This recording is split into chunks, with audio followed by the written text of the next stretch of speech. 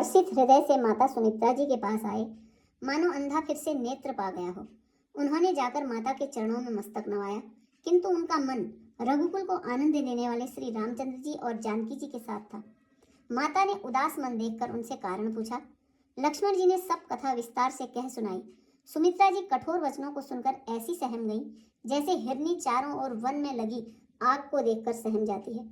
लक्ष्मण ने देखा कि आज सब अनर्थ हुआ, ये स्नेहवश सब काम बिगाड़ देंगे, इसलिए वे विदा मांगते हुए डर के मारे सकुचाते हैं और मन ही मन सोचते हैं कि हे विधाता, माता साथ जाने को कहेंगी या नहीं। सुमित्रा जी ने श्री रामचंद्र जी और श्री सीता जी के रूप, सुंदर शील और स्वभाव को समझकर उन पर राजा का प्रेम देखकर अपना सिर पीटा और कहा कि पापिनी कैकेयी ने बुरी तरह घात लगाया, परंतु कुसमय जानकर उन्होंने धैर्य धारण किया और स्वभाव से ही हित चाहने वाली सुमित्रा जी कोमल वाणी से बोली, हे तात, जानकी जी तुम्हारी माता हैं और सब प्रकार से स्नेह करने वाले श्री रामचंद्र जी तुम्हारे पिता समान हैं। जहाँ श्री रामचंद्र जी का निवास हो वहीं अयोध्या है, और जहाँ सूर्य का प्रकाश हो वहीं दिन है। यदि निश्चय ही श्री सीताराम वन को जाते हैं तो अयोध्या में तुम्हारा कुछ भी काम नहीं है। गुरु, पिता, माता, भाई, देवता और स्वामी, इन सब की सेवा प्राण के समान करनी चाहिए। फिर श्री रामचंद्र जी तो प्राणों के भी प्रिय हैं, हृदय के जीवन हैं और सभी के स्वार्थ रहित सखा हैं।